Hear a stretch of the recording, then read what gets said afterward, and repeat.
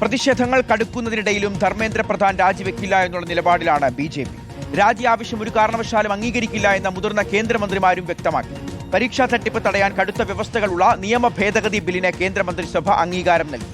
ചോദ്യപേപ്പർ ചോർത്തിയാൽ 10 വർഷം തടവും 10 കോടി രൂപ പിഴയുമാണ് ബില്ലിലെ വ്യവസ്ഥ. संसद का दूसरा सप्ताह शुरू हो रहा है, तब जल्द से जल्द उस बिल को सदन में पारित कराने का प्रयास किया जाएगा. ചോദ്യപേപ്പർ ചോർച്ച ഭാവിയിൽ ആവർത്തിക്കാതിരിക്കാൻ ശക്തമായ നടപടിയെടുക്കുമെന്നായിരുന്നു ഇന്നലെ അർദ്ധരാത്രി സാമൂഹ്യ മാധ്യമങ്ങളിൽ പങ്കുവച്ച വീഡിയോയിലൂടെ പ്രധാനമന്ത്രി നരേന്ദ്രമോദി വ്യക്തമാക്കിയത്. ഇതിനായുള്ള നിയമഭേദഗതി ബില്ലിന്റെ കരടാണ് കേന്ദ്രമന്ത്രിസഭ അംഗീകരിച്ചത്. ചോദ്യപേപ്പർ ചോർത്തിയാൽ 10 വർഷം കഠിന തടവും 10 കോടി രൂപ പിഴശിക്ഷയും ഉറപ്പുവരുത്തുന്ന ബില്ല് പാർലമെന്റിന്റെ ഇപ്പോൾ നടക്കുന്ന സമ്മേളനത്തിൽ തന്നെ പാസാക്കുമെന്നാണ് കേന്ദ്ര സർക്കാരിന്റെ വാഗ്ദാനം. അതേസമയം ഇനി വരാനിരിക്കുന്ന പരീക്ഷകളുടെ കാര്യമല്ല, ഇതുവരെ നടന്ന പരീക്ഷകളിൽ നടന്ന തട്ടിപ്പുകൾക്ക് എന്താണ് മറുപടി എന്നാണ് കോക്രോച്ച് പാർട്ടിയുടെയും പ്രതിപക്ഷത്തിന്റെയും ചോദ്യം.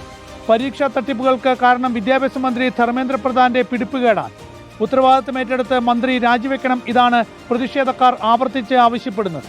എന്നാൽ ധർമ്മേന്ദ്ര പ്രധാന്റെ രാജി ആവശ്യം അംഗീകരിക്കില്ലെന്ന ഉറച്ച നിലപാടിലാണ് BJP. ധർമ്മേന്ദ്ര പ്രധാൻ രാജിവെച്ച് ഇപ്പോഴത്തെ പ്രശ്നങ്ങളിൽ ഒത്തുതീർപ്പ് പ്രതീക്ഷിക്കേണ്ടതില്ല എന്നും BJP വ്യക്തമാക്കുന്നു. രാജിവെക്കുക എന്നത് ഒളിച്ചോടുന്നതിന് തുല്യമാണ്.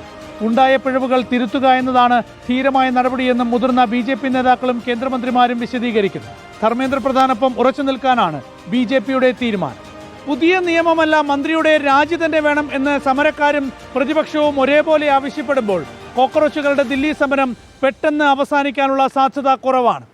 ദില്ലിയിൽ നിന്നും PR സുനിൽ, ഇൻ റിപ്പോർട്ടർ.